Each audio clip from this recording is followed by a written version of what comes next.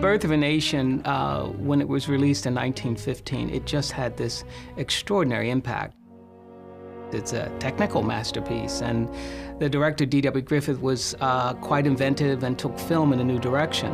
But at the same time that it's a masterpiece, it's also a racist masterpiece. When you see Birth of a Nation, you know exactly what D.W. Griffith, the actors, are saying about African Americans.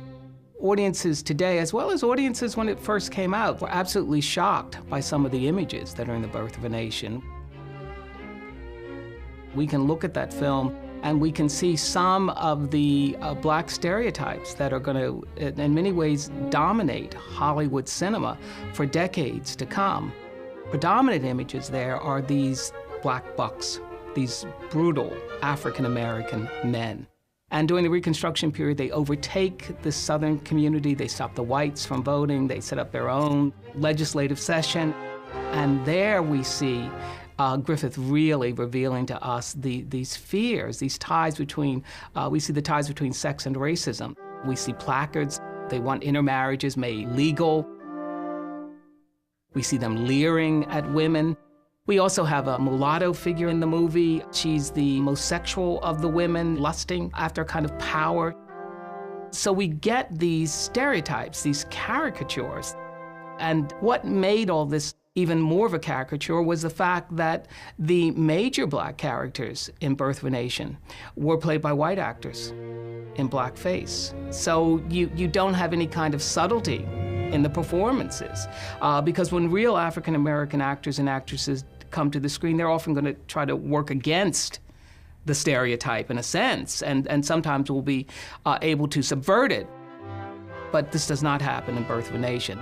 You also have a sequence where a mulatto character, Silas Lynch, wants to force into marriage Griffith's leading lady, Lillian Gish, a blonde, frail, delicate woman. Well, audiences were just terrified for Lillian Gish, that she might be violated by this black man.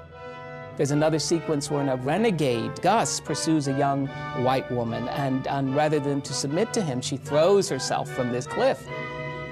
I mean, you can't quite believe what you're seeing. And then the movie, you know, of course, comes to this climax with the rise of the Klan. And Griffith really believed that this was a noble group. And the mainstream audience seeing the film took this as fact. And when you see films like that, it clearly shows these people are afraid of us. They're afraid of our potential. They're afraid of themselves. And that's the problem with that movie. Right away, within the African-American community and within a segment of the liberal white community, it was realized that the power of film as propaganda. And the NAACP was opposed to this film and spoke out against it. Liberal groups did as well. And so we can see film history, Hollywood history in a sense, starting off in this way with these racist images. And those images will continue in years and in decades to come. D.W. Griffith's frighteningly racist film, The Birth of a Nation, is an important subject of concern in our May Spotlight Race in Hollywood, Black Images on Film. See it Tuesday, May 2nd at 8 p.m. Eastern, only on Turner Classic Movies.